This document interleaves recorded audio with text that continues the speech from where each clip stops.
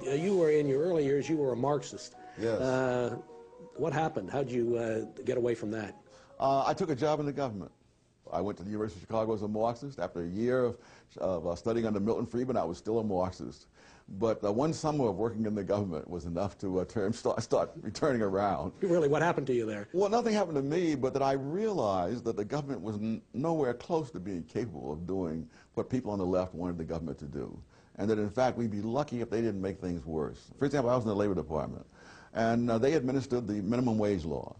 To me, the question was, did minimum wage laws make poor people better off or worse off? Mm-hmm. That was not the question for them. The minimum wage law provided 1/3 of their total budget. And they weren't going to look at this this other way. And as I tried to get into the question of does this cause unemployment and stuff like that, there was no enthusiasm whatsoever for that whole line of reasoning. You've written a trilogy of books about people you call the anointed, yeah. which are basically liberals mm-hmm. In American society. What do you mean by calling them anointed or self-anointed? That's right. There are people who seriously believe that they are wiser and nobler than others. And the way to improve society is to have the government force people to follow what the anointed want rather than let people do what they themselves want to do. And there are all kinds of fiascos that follow in the wake of this kind of notion. Conservatives are routinely blamed for not caring about people. And yet you say just the opposite is true, that it's liberals who care about their vision yes. of how the world should be, but not about real-life human beings. Absolutely. I think the busing thing was a classic example. You would be hard-pressed to show how black people, white people, or any other people were benefited by this. But the liberals loved it. It enabled them to be morally superior to those who were fighting against busing. And the evidence, one way or the other, really did not interest them. Aren't conservative free market ideas sometimes hard to sell? I think of the labor unions and liberals are now attacking Walmart mm-hmm. and saying Walmart pays its employees too little. I mean, that's a nice thing to be for. You know, you want more money for people who work at Walmart. What's wrong with that? Hey, I want more money for myself. But that doesn't mean that someone else has an obligation to pay it. If you're paying people for their work, instead of just paying them for what they think they need, then clearly these people wouldn't be working for Walmart if someone else thought their work was worth more than Walmart is paying.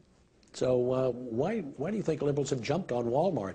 Because of its success? Because of its success. That's a sufficient reason.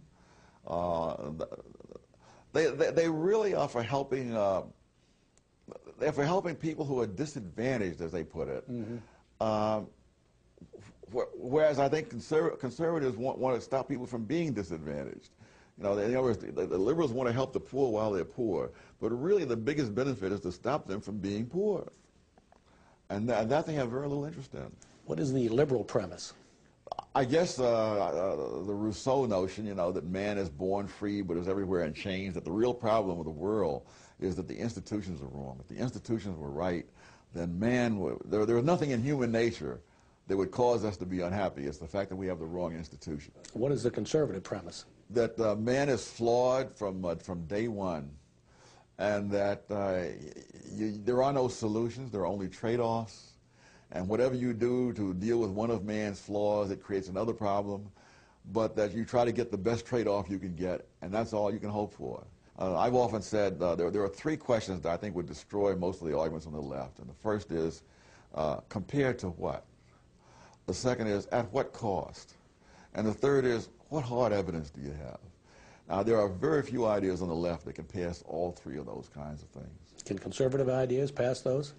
Yes, I think so, because they don't assume that there is a solution out there.